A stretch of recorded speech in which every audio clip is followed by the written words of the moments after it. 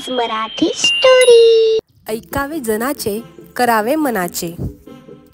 उन्हाळ्याचे दिवस होते।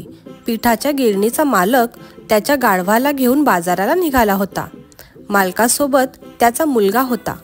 बाजारात गाढव विकून त्या पैशानं नवं झोपडं बांधायचं मालकाचं स्वप्न होतं। मालकाच्या हातात गाढव होतं। पोरगा उन्हात माग माग चालत होता।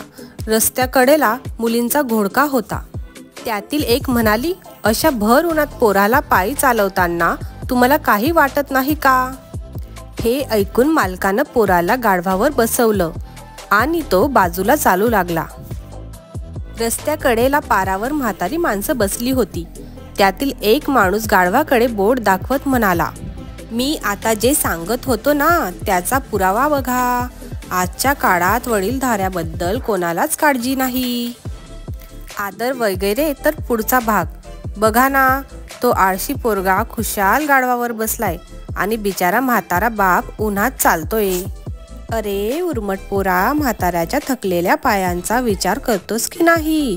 मालकानं हे ऐकून पोराला गाढवावरून खाली उतरवलं आणि स्वतः गाढवावर बसला। पोरगा माग माग चालू लागला।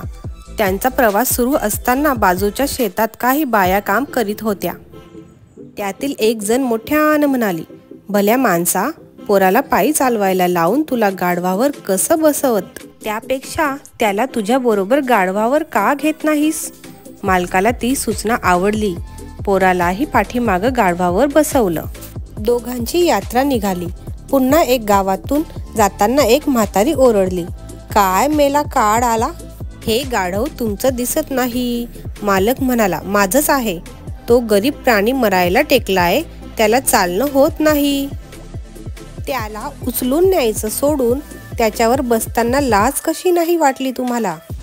म्हातारी आजीबाईचं सांगणं पटलं मालकाला आणि ते दोघे गाढवावरून खाली उतरले।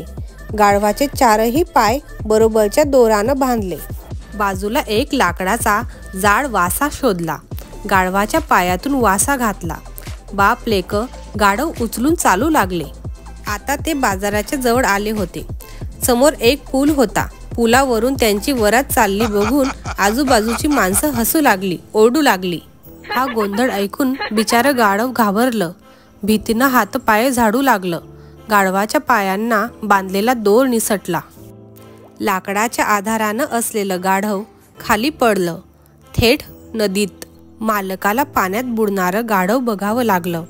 घराकडे परत जाताना तो स्वतःशी म्हणाला, तुम्ही जेव्हा प्रत्येकाचं ऐकू लागतात तेव्हा प्रत्येकाचं समाधान करताना तुमचाच शेवट दाराशी ठाम मांडून बसतो। तात्पर्य, स्वार्थी माणसं आपल्याला घोड्यावरही बसू देत नाहीत आणि पायीही चालू देत नाहीत। गोष्ट आवडली असेल तर लाईक आणि सबस्क्राईब करायला विसरू नका। थँक्यू।